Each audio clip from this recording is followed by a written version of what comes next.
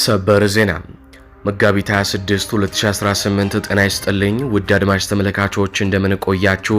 የሰዓቱን አበይትና ሰበር ዜናዎች ዳግም በዕለቱ በሁለተኛ የዜና ወጃችን ይዘን ቀርበናል። በቅድሚያም አርዕስተ ዜናዎቹን በማስቀደም ጀምራለሁ። ጠዋት በብር ሸለቆ ካምፕ የተከሰከሰችውን የብልጽግናን ሄሊኮፕተር መረጃ ለሚዲያ አውጥታቸዋል የተባሉ የአማራ ተወላጅ ወታደሮችና ኮሎኔል ሳምሶን ተገኝ መታሰራቸው ተነገረ። ብልጽግና ከተከሰከሰችው ሄሊኮፕተር በኋላ የድንጋጤ ውሳኔ በራሱ ሰራዊት ላይ ወስዷል፣ ይዳሰሳል። በሌላ በኩል በወሎ መሬት አንቀጥቅጥ ውጊያ ሲደረግ በመካነ ሰላም ግንባር የብልጽግና 4 የኮንክሪት ምሽጎች ተደምስሰዋል። ፋኖ በአገዛዙ ወታደሮች ላይ ከባድ የተባለ ጥቃትን ፈጽሟል፣ ይዳሰሳል። በተመሳሳይ በሸዋም በርካታ የኦሮሚያና የመከላከያ ወታደሮች በሸዋ ምድር በፋኖ አልቀዋል፣ ይዳሰሳል። ወዲህ በጎጃም በባህር ዳር ዙሪያም ከባድ ውጊያ ሲደረግ የፋኖ አመራሮችን ለመደምሰስ የመጣው የብልጽግና ጦር ራሱ ተደምስሶም ፋኖን በምርኮ አንበሽብሾም ተመልሷል። ዝርዝር ይዘንበታል። አብራችሁን ስቆዩ እኚህንና ሌሎች መደመጥ ያለባቸው መረጃዎች ታገኛላችሁ። ቪዲዮን ላይክ፣ ቻናሉን ሰብስክራይብ አድርጋችሁ በኮሜንት ድል ለህዝብ ልጆች በማለት ለታጋዮች ያላችሁን ድጋፍ አሳዩን እያልን ከሚዲያችን ጋር መስራት የምትፈልጉ ድርጅቶችም ሆናችሁ ለሚዲያችን ጥቆማ ማድረግ የምትፈልጉ አድማጭ ተመልካቾች በፌስቡክ ገጻችን ከ41 ሺህ በላይ ተከታይ ባለው የፌስቡክ ገጻችን እንድታወሩን እየጠየቀን በቀጥታ ወደ መረጃዎቹም ቀዳሚ ወዳደረኩት ዘገባ አልፋለሁ። የኢትዮጵያ ሕዝብ ለትራንስፖርት የምናወጣው ወጪ ከደሞዛችን በላይ ሆነብን ሲል አማረረ። የፋሲካ በዓል መቃረቡ ደግሞ ሁኔታውን የከፋ ያደርገዋል። 1 ኪሎ ሽንኩርት 100 ብር የገባባቸው አካባቢዎች እንዳሉም ተነግሯል። ሁሉም የዓለማችን ሀገራት ለክፉ ቀን ነዳጅ አከማችተው ሲጠብቁ ለክፉ ቀን የተቀመጠውን ነዳጅ አብይ አህመድ መሸጣቸው አሊያም ደግሞ ለመከላከያ ሰራዊት መጠቀማቸውም እየተነገረ ነው። የክርስትና እምነት ተከታዮች በድምቀት የሚያከብሩት የፋሲካ በዓል ቀርቧል። 1 ኪሎ ሽንኩርት 100 ብር ገብቷል። ጤፍ በጣም እንደጨመረ የአዲስ አበባ ነዋሪዎች እየተናገሩ ነው። ኢትዮጵያውያን በአብይ አህመድ ዘመን በዓል ማክበር ቅንጦት እየሆነባቸው ነው። ክልሎች በጦርነት እየታመሱ ነው። በአዲስ አበባ ደግሞ ኑሮ ውድነቱ እንኳን በዓል ለማክበር ይቅርና በቀን አንድ ጊዜ መብላት የተሳነው የትየለሌ ነው። በክልል ከተሞች 1 ሊትር ነዳጅ 800 ብር እየተሸጠ ነው። በአዲስ አበባ ነዳጅ የለም ማለት ይቻላል። ታክሲዎች ከታሪፍ በላይ እያስከፈሉም ነው። ተሳፋሪው ለምንድን ነው ከታሪፍ በላይ የምታስከፍሉት ብሎ ሲጠይቃቸው የታክሲ ሹፌሮች ነዳጅ የምንገዛው በጥቁር ገበያ ነው፣ በጥቁር ገበያ ደግሞ 1 ሊትር ነዳጅ 400 ብር ነው የምንገዛው ሲሉም ይመልሳሉ። የአዲስ አበባ ነዋሪዎች ስራ ለማቆም ልንገደድ ነው ሲሉ በተስፋ መቁረጥ ስሜት ሲናገሩም ተደምጠዋል። ምክንያቱም ለትራንስፖርት የምናወጣው ከደሞዛችን አልፏል በማለት ነው። አብይ አህመድ 2010 ዓመተ ምህረት ጠቅላይ ሚኒስትር ሆነው የተሾሙ ሰሞን ከነገ ጀምሮ ኢትዮጵያ ነዳጅ ማውጣት ትጀምራለች ማለታቸው አይዘነጋም። ይህ ቅጥፈታቸው በዚህ ብቻ ሳያበቃም ከ6 ወር በፊት ባለፈው ኢትዮጵያ ጋዝ ማውጣት ጀምራለች ብለው ቀጥፈው ነበር። ነገር ግን ኢትዮጵያ ውስጥ ምንም አይነት ነዳጅ የለም። እንዲያውም በነዳጅ እጥረት እየተቸገረች ነው ኢትዮጵያ። ባለስልጣናትና የብልጽግና ሚዲያዎች ነገሩን ዓለም አቀፍ ለማድረግ እየሞከሩ ነው። ችግሩ በእርግጥም ዓለም አቀፋዊ ነው። ነገር ግን የኢትዮጵያ ይለያል። አውሮፓና አሜሪካ ሳንሄድ ጎረቤታችን ኬንያን መመልከት ይቻላል። ኬንያ ነዳጅ አታወጣም። ነገር ግን የነዳጅ ዋጋ አሁንም አልጨመረም። ኡጋንዳ የባህር በር የሌላት ሀገር ናት። ነዳጅ አሁንም በኡጋንዳ አልጨመረም። ሀገራት ለክፉ ቀን ነዳጅ ያጠራቅማሉ፣ ክፉ ቀን ሲመጣም ያወጡታል። አሁን ላይ ሀገራት ለክፉ ቀን ብለው ያስቀመጡትን ነዳጅ እየተጠቀሙ ነው። ኢትዮጵያ ግን ለክፉ ቀን ነዳጅ አላስቀመጠችም። ሆርሙዝ ሲዘጋ በበለጠ ለኢትዮጵያ መርዶ ነው የሆነው። የቀድሞቹ የኢትዮጵያ መንግስታት ለክፉ ቀን ብለው ለ9 ወር የሚበቃ ነዳጅ ያስቀምጡ ነበር። በአብይ አህመድ ዘመን ግን ለክፉ ቀን ብሎ ነገር የለም። አብይ አስተዳደጋቸው በድህነት ነው። ይህንንም በተደጋጋሚ ተናግረውታል። ሀገር እየመሩ ይንገበገባሉ። ህዝቡ ነዳጅ ያጣው በረሃብ ልሞት ነው እያለ ባለበት በዚህ ወቅት ግን የአብይ አህመድ በ9 ትሪሊዮን ብር እየተገነባ ያለው የካ ተራራ ላይ እየተገነባ ያለው በዓለማችን እጅግ ቅንጡ የተባለለት ቤተ መንግስት ግን ስራ አላቆመም፣ እንደቀጠለ ነው። ለቤተ መንግስቱ ግንባታ 9 ትሪሊዮን ብር ወጥቶበታል። ኦቪድ ሪል ስቴት የእሳቸው ንብረት ነው። በቆጵሮስና በዱባይ በቢሊዮን የሚቆጠር ዶላር አስቀምጠዋል አብይ አህመድ። በዱባይም ሪል ስቴት ኩባንያዎች አሏቸው።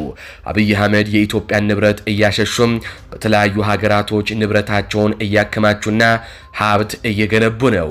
አብይ አህመድ ጠቅላይ ሚኒስትር ከመሆናቸው በፊት ድህነት ቤቱን ሰርቶባቸው ነበር። አሁን ላይ ድህነትን እየተበቀሉት ነው።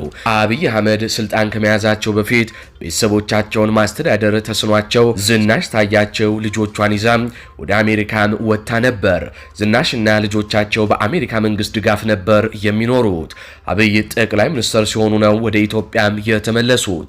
አሁን ላይ አብይ በሀገሪቱ አንጡር ሀብትና በኢትዮጵያውያን ገንዘብ ድህነትን እየተበቀሉት ነው።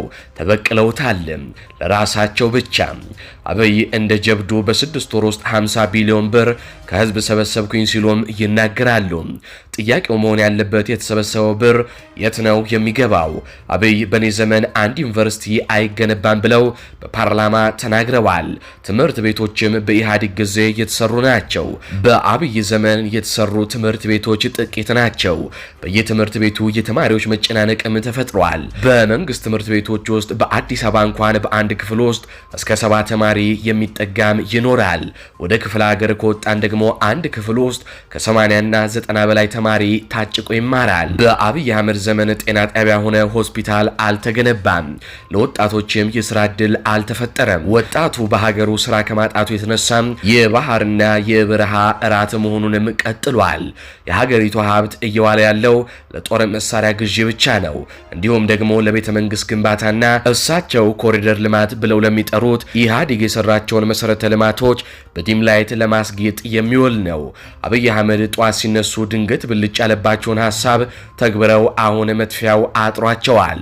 ኮሪደር ልማት ብለው የጀመሩ ፕሮጀክት የሀገሪቷን አንጡር ሀብት ከማውደም ውጭም የፈየደው ነገር የለም። ብልጽግናዎች ኮሪደር ልማቱ ለአዲስ አበባ ነዋሪዎች እንዳልሆነ በተደጋጋሚ ሲናገሩ ይደመጣሉ።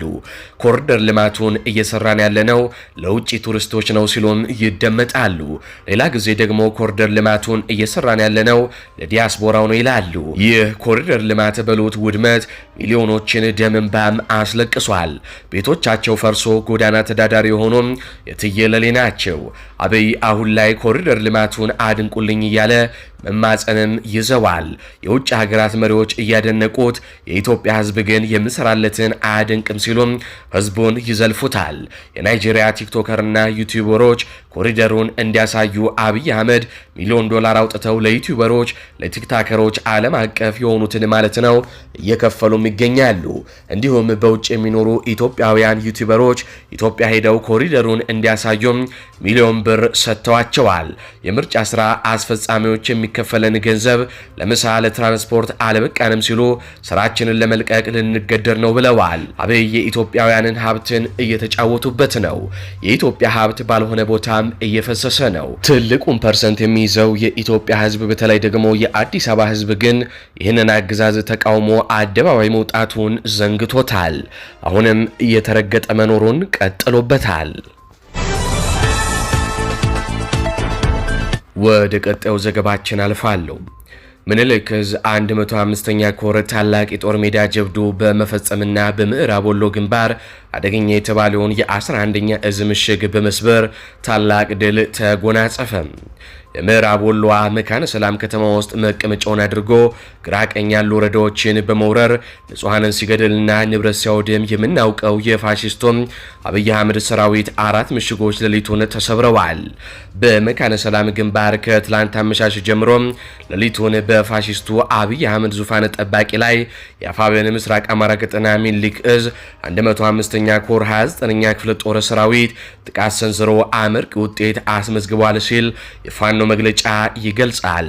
በቅርቡ ከተለያዩ እዞች ተቃርሞ 11ኛ እዝ በሚል ስያሜ የተደራጀው የፋሺስቱም አብይ አህመድ መከላከያ ሰራዊት በፋኖ ኃይል ላይ በሞርተር የታገዘ ተኩስ ቢከፍትም ሞታይ ፈሪዎቹ የአማራ ልጆች በፈጸሙት የጦር ሜዳ ጀብዱ የብልጽግና ኃይል ሱቤ ሜዳ፣ ክሬቸር፣ ሶዬና አንጄ የተባሉ ቦታዎች ላይ ያዘጋጀውን ምሽጎች ለቆ እንዲፈረጥጥ የተገደደ ሲሆን የተደመሰሱ የብልጽግና ኃይል አባላት ስለመኖራቸውም ነው ከስፍራ የደረሰን መረጃም የሚያመላክተው። የብልጽግና መከላከያ የ11ኛ እዝ 203ኛ ኮር 87ኛ ክፍለ ጦር እግረኛ ሰራዊት በመካናይዝድ ምድብተኞች ታግዞም የተሰለፈ ቢሆንም የውጊያ በላይነት በ29ኛ ክፍለ ጦር ሰራዊት ተወስዶበት በርካታ አባላቱን የተነጠቀ ሲሆን በርካታ ቁስለኛም እንደታቀፈ ነው የተነገረው። በተለምዶ ሶዬ ተብሎ በምትጠራው አካባቢና ቆርኬ ሚካኤል አጠገብ የብልጽግናን አስክሬን መንገድ ላይ ወድቆ እንደነበረም የአይን እማኞች ገልጸዋል። አንድ ጋንት የሚሆን የብልጽግና ኃይል መመታቱም ነው ለማረጋገጥ የቻልነው። በተለይ በሶዬ በኩል ለማለፍ በማሰብ የተኩስ ጫና ለመፍጠር የሞከረው የብልጽግና ኃይል አባላት ከተወሰኑት ውጪ በፋኖ ጥይት እንደተመቱ የሚያሳይ መረጃም ደርሶናል።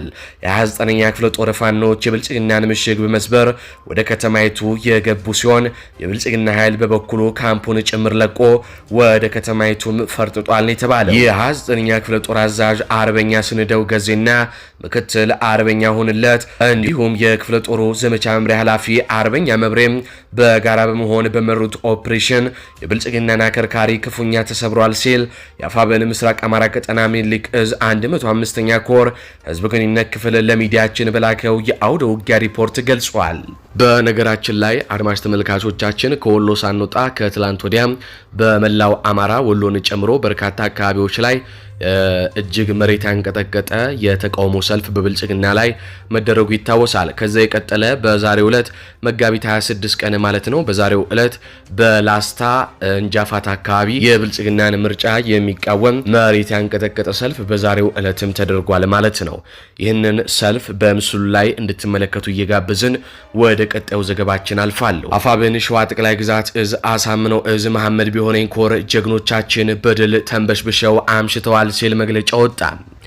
ብልጽግና ሀገር ሰላም እያለ የምርጫ ካርድ በግዳጅ ህዝቡን ለማስወጣት በስልጣን ጠባቂው ታጅቦ ሲንቀሳቀስ አይበገሮቹ የአፋብኃኝ ሸዋ ጠቅላይ ግዛት እዝ አሳምነው እዝ መሐመድ ቢሆነኝ ኮር ታላቅ ድል ተቀናጁበት። በትላንትናው ዕለት ከቀኑ 9 ሰዓት ጀምሮ የአፋብኃኝ ሸዋ ጠቅላይ ግዛት እዝ አሳምነው እዝ አርበኛ መሐመድ ቢሆነኝ ኮር አይበገሮቹ ደጃዝማች ተሰማ እርገጥ የክፍለ ጦር አዲት ግራር ሻለቃና ነበልባሎቹም በረራ ክፍለ ጦር በሸዋ ጠቅላይ ግዛት እዝ መንዝና ግሻ አውራጃ መንዝ ጌራ ወረዳ ጓሳ ላይ የብልጽግናን ሆዳደር ሰራዊት መሽጎ በነበረበት አማራ ጠል ሰራዊት ላይ በወሰዱበት የማጥቃት ኦፕሬሽን አናብስቶቹ ታላቅ ድልን መቀናጀታቸውን አስታወቁም። አይበገሮቹ የአርበኛ መሐመድ ቢሆነኝ ኮር አናብስቶች ከሁለቱም ክፍለ ጦር የተውጣጡ ሻለቃዎች በመሆን አስገራሚ ማጥቃት በብልጽግና ኃይል ላይ አድርገው የብልጽግናን ሁለት ጠንካራ ምሽጎችም ደምስሰዋል። አውደ ውጊያው ከተጀመረበት ጊዜና ሰዓት ጀምሮ እስከ ምሽት የአናብስቶቹን ክንድ እንደ እሳት ረመጥ የፈጀው የብልጽግና ኃይል በአራት መኪና ሙትና ቁስለኛውን ወደ መሃል ሜዳ ከተማም አስገብቷል። የብልጽግና ኃይል ቁስለኞቹን ሐኪም ቤት ቢያስገባም አራት አድማ ብተና ሁለት ሚሊሻ በሕክምና ላይ እንዳሉ መሞታቸውንም የውስጥ መረጃዎች አድርሰውናል። አጠቃላይ 26 የስርዓቱ አሽከሮች ሲደመሰሱ ከ15 በላይ የሚሆኑ የአማራ ህዝብ ወረርሽኞች ደግሞ ከባድና ቀላል ቁስለኛ ሆነዋል ሲሉም የአይን እማኞች ከቦታው ነግረውናል። በአጠቃላይ በነበረው አውደ ውጊያም የብልጽግና ከፍተኛ የሰው ኃይልና ቁሳዊ ኪሳራም የደረሰበት ሲሆን እንዲሁም ከፍተኛ የአድማ ብተና የሚሊሻ አመራሮች ስማቸው ለጊዜው በውል ያልታወቀ ወደ ላይኛው መሸኘታቸውም ተረጋግጧል። የፋኖ ኃይሎች ግዳጃቸውን በሚገባ በማሳካት አጠቃላይ በፋኖ ኃይል የድል የበላይነት የብልጽግናን ኃይል የተለመደ ሽንፈቱን አከናንበውት ወደ ቀጠናቸውም ተመልሷል የተባለው። በሌላ ዜና አፋብኃኝ ሸዋ ጠቅላይ ግዛት እዝ አሳምነው እዝ መሐመድ ቢሆነኝ ኮር ግዙፉ እስቴ ጎማ ተራራ ክፍለ ጦር የውሸት ፕሮፓጋንዳ ይዞ የመጣውን የብልጽግናን ወንበር አስጠባቂ ወራሪ ኃይል ግብዓተ መሬቱን እየፈጸምኩኝ እገኛለሁ ሲል አስታወቀ። ብልጽግና በውሸት ማጭበርበሪያ ምርጫ አካሄዳለሁ በማለት በርካታ የሸኔ ታጣቂና የአማራ ሆዳደር ባንዳዎችን ከየቦታው ሰብስቦ ከስልጣን አስጠባቂው ሰራዊት ጋር በጥምረት ካሰማራ ዛሬ 7ኛ ቀኑን እያስቆጠረ ይገኛል። በትላንትናው ዕለት ከኦሮሚያ ልዩ ዞን ከሸኔ የተሰበሰበና የ102ኛ ልዩ ዘመቻ አየር ወለድ ኮማንዶ እንደለመደው በሴራ ረጉራ ቀበሌም ንጹሃንን በግፍ እየረሸነ ጅብ ለማስበላት ሲንቀሳቀስ በፋኖ ኃይሎች አይበገሬ ሻለቃም ከፍተኛ ጉዳት አስተናግዶም ተዋርዶም ተመልሷል። ከግሸን ራቤል ወደ አንጾኪያ ገምዛም ወረዳ ግሾጌና ሸበቶ ቀበሌም ሲንቀሳቀስ የነበረው የአገዛዙ ኃይል ከጦር መሳያ ከተማ ወደ እስቴ ጎማ ተራራ ወጫቃ ምሽግ ከ40 በላይ የብልጽግና ሰራዊት ጭኖ ሲጓዝ የነበረው አንድ አይሱዚ ኤፈሰር መኪና ከከተማ መውጫ ላይ ምሽት 12 ሰዓት ከ25 አካባቢ ደፈጣ በመጣል የፋኖ ኃይሎች ሙሉ በሙሉ ከነሰራዊቱም ይህንን መኪና አውድሞታል። የፋኖ ሻለቃ ቃኞች በጨበጣና በአርፒጂ ተወንጫፊ ጥቃት ይህንን መኪና ላይ የተጫነ የአገዛዙን ሰራዊት ላይ መለስ እስከ ወዲያኛው ግብዓተ መሬቱንም ፈጽሞለታል ነው የተባለው። በዚህ መኪና ላይ ከተጫኑት የብልጽግና መከላከያ ሰራዊት በተጨማሪም የኦሮሚያ ልዩ ኃይልና የኦሮሚያ ሚሊሻዎችም ይገኙበታል ነው የተባለው። የፋኖን በትር መቋቋም ያቃተው አማራ ጠል የብልጽግና ሰራዊት ሀገር ሰላም ብሎ ከስራ ወደ ቤቱ በሚሄድ ንጹሃን የ26 ዓመት ወጣት አሳምነው ደስታ የተባለ የቀን ሰራተኛንም በአሰቃቂ ግፍ መረሸኑም ተገልጿል። በቀጥታ ወደ ቀጣዩ ሰበር ዜናችን አልፋለሁ። በብር ሸለቆ የሄሊኮፕተር አደጋ ሳቢያ በከፍተኛ መኮንኖች በሰራዊቱ አባላት ላይ እስርና ወታደራዊ ዛቻም ተሰነዘረ። ዛሬ ጠዋት በጎጃም ብር ሸለቆ ወታደራዊ ማሰልጠኛ ካምፕ አቅራቢያ በቴክኒክ ብልሽት ምክንያት የተከሰከሰውን የጦር ሄሊኮፕተር ተከትሎ ያገዛዙ የጸጥታ መዋቅር መረጃ አውጥታቸዋል በሚል በሰራዊቱ አባላት ላይ ከፍተኛ እርምጃ መውሰድ መጀመሩ ተረጋገጠ። በዛሬው ዕለት ከጠዋቱ 2 ሰዓት ከብር ሸለቆ ተነስታ 4 የሚሆኑ የብልጽግና መስመራዊ መኮንኖችን ጭና ወደ ባህር ዳር ልትበር የነበረች የአገዛዙ ሄሊኮፕተር ከተነሳች በ1 ደቂቃ ከ12 ሰከንድ እዛው ከብር ሸለቆ ካምፕ በተወሰነ ርቀት ላይ መከስከሷን በጧቱ የዜና ወጃችን መዘገባችን ይታወሳል። የብልጽግና ሄሊኮፕተር የተከሰከሰችው በቴክኒክ ችግር ሲሆን ምንም አይነት ውጊያ አሊያም የፋኖ ጥቃት በቦታው እንዳልነበረም መረጃዎች ያሳያሉ። ሄሊኮፕተሯ ከኢህአዴግ ጊዜ ጀምሮ አገልግሎት ላይ የነበረች ስትሆን በተደጋጋሚ የቴክኒክ ችግር የሚያጋጥማትም እንደሆነ ምንጮች ገልጸዋል። ሄሊኮፕተሯ ከተከሰከሰች በኋላ ምንም አይነት ፎቶ እንዳይነሳና ምንም አይነት መረጃ እንዳይወጣ ያዘዘው አገዛዙ 4 የኮሎኔል ማዕረግ ያላቸውን ጨምሮ 2 አብራሪዎችና 2 ተራ ወታደሮችን በዚህ አደጋም አጥቷል ተብሎ በሰፊው ተዘግቦ ነበር። አሁን በወጣ መረጃ ደግሞ ዛሬ ጠዋት በጎጃም ብር ሸለቆ የተከሰከሰችውን ወታደራዊ ሄሊኮፕተር መረጃ አውጥታቸዋል በሚል የገዛ ወታደሮቹን እያሰቃየ መሆኑ ተነገረ። አደጋው በደረሰበት ስፍራ የሄሊኮፕተር ቅሪተ አካል በማንሳት ላይ በነበሩና በአካባቢው በነበሩ የሰራዊቱ አባላት ላይ አሰቃቂ እርምጃ እየወሰደ እንደሚገኝ የደረሰን መረጃ ያመላክታል። በተለይም ደግሞ የአማራ ተወላጆች ተመርጠው እየታሰሩ መሆናቸው ነው የተገለጠው። ኮሎኔል ሳምሶን ተገኝ የተባሉ ከፍተኛ መኮንንና ሌሎች 4 የአማራ ብሔር ተወላጅ የሆኑ የሰራዊቱ አባላት በቁጥጥር ስር መዋላቸው ሲረጋገጥ እነዚህ የሰራዊቱ አባላት የታሰሩት ሄሊኮፕተሯን መከስከስ መረጃ ለሚዲያ አሳልፋችሁ ሰጥታችኋል በሚል ጥርጣሬ እንደሆነም ተነግሯል። አገዛዙ አደጋው በሚስጥር እንዲያዝና ምንም አይነት መረጃ እንዳይወጣም ጥብቅ ትዕዛዝ አስተላልፎ የነበረ ቢሆንም መረጃው በስፋት መውጣቱ ከፍተኛ መደናገጥን እንደፈጠረባቸውም ይነገራል። በአሁኑ ወቅት አገዛዙ በቁጥጥር ስር ያዋላቸው እነዚህ የአማራ ተወላጅ የሰራዊቱ አባላት ላይ ወታደራዊ እርምጃ ሊወሰድባቸው እንደሚችልም ከፍተኛ ስጋት መኖሩን ምንጮች ገልጸውልናል። ይህ አይነቱ እርምጃ በአደጋው ሳቢያ የደረሰውን ከፍተኛ የሰው ኃይልና የንብረት ኪሳራ ለመሸፈንና ሌላውን የሰራዊቱ አባላት ለማስፈራራት የታለመ እንደሆነም ወታደራዊ ተንታኞች ይገልጻሉ። ሚዲያችን የታሰሩትን ግለሰቦች ሁኔታ በአካባቢው ያለውን ወቅታዊ እንቅስቃሴ መከታተሏንም ቀጥላለች። አዲስ መረጃ ሲኖር ይዘን የምንመለስ ይሆናል። እዚሁ ጎጃም ላይ ስንቆይ ቴዎድሮስ እዝ 102ኛ ኮር 22ኛ ክፍለ ጦር ከ11ኛ ክፍለ ጦር ጋር ጥምረት በመፍጠር በብልጽግና ጦር ላይ ከፍተኛ ሰብአዊና ምቁሳዊ ኪሳራ ማድረስ ቻለ። በትላንትናው ዕለት መነሻውን መራዊ መሸንቲና ጨንታ ያደረገው የአገዛዙ የብልጽግና ሰራዊት በሌሊት ተንቀሳቅሶ አነጋግ 12 ሰዓት ሜጫ ኤፌሳ ሐሙሲትና አማሪት እንዲሁም ባህር ዳር ዙሪያ ድልሽት ኔትወርክ አጥፍቶ በመግባት የክፍለ ጦር የኮርና የድርጅት አመራሮችን ለማፈን ሙከራ ያደረገ ቢሆንም የፋኖ አመራሩ ከበባውን በሚገርመውና ጀግንነት ያለምንም መስዋዕትነት ሰብሮ ከወጣ በኋላ ሊከብ የመጣን የብልጽግና ኃይልን ቴዎድሮስ እዝ 102ኛ ኮር የ11ኛ ክፍለ ጦርና የ22ኛ ክፍለ ጦር ተርቮ ሻለቃ በመቀናጀት ለማፈን እየተከተለተለ የመጣን የብልጽግናን ሰራዊት መልሶ ቀለበት ውስጥ በማስገባት የብልጽግናን ኃይል አይቀጡ ቅጣት ቀጥተውታል። ከተለያዩ አቅጣጫ የመጣውን የአገዛዙን ሰራዊት ከድልሽትና ኤፌሳ መሃል የምትገኝ አቨርጨቅ ጫፍ ላይ ከቀኑ 11 ሰዓት እስከ ምሽቱ 1 ሰዓት በትላንትናው ዕለት በተደረገ አውደ ውጊያ ከብልጽግና ጋር በጀግንነት በመዋደድ የብልጽግናን ጦር አፈር በማስጋጥ አንድ ብሬንና 2 አስቃጥላ ጥይት እንደያዘ አንድ ስናይፐር 11 ክላሽንኮቭ አንድ አይኮም ሬዲዮ ከ20 በላይ ሙትና ብዛት ያለው ቁስለኛ እንዲሁም በእጅ የተያዘ ምርኮኞችን ጨምሮ የብልጽግና ኃይል አይቀጡ ቅጣት የተቀጣበት ውጊያ ተደርጓል። ከበባ የተፈጸመበትንና መብረቅ ጥቃትን መቋቋም አቅቶት በመንፈራገጥ ላይ ያለ ተጨማሪ ኃይል ከመራዊና ከመሸንቲ በሁለት አቅጣጫ በማስመጣት የተረፈ ሰራዊቱን ቁስለኛውን በመያዝ አስከሬኑን ሳያነሳ እያዝረከረከም የሽንፈት ካባውን ተከናንቦ ወደ መጣበት ተመልሷል ሲሉ የዓይን እማኞች ገልጸዋል።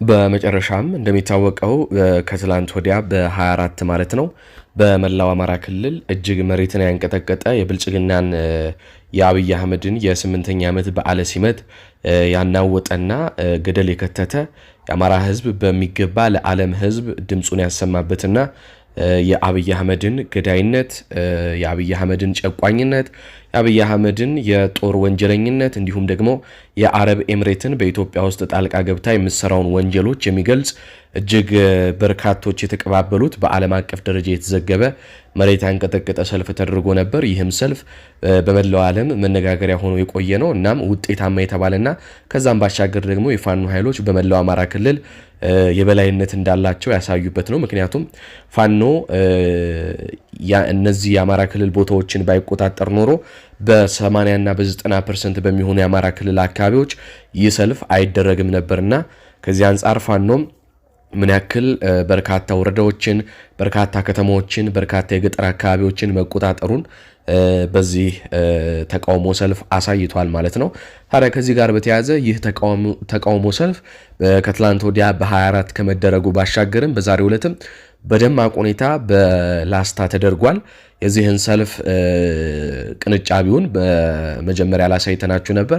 አሁን ደግሞ በድምጽ እስኪ የዛሬው በ26 በዛሬ ዕለት ቅዳሜ ዕለት የተደረገውን ደግሞ በቀጥታ ከቦታው ተመልክተን እንመለስ። ይህም እጅግ አስደንጋጭ ለብልጽግና፣ ለሌላው ግን ምን ያክል ህዝቡ ብልጽግናን አንቅሮ እንደተፋው የሚያሳይ ነው። እንመልከተው።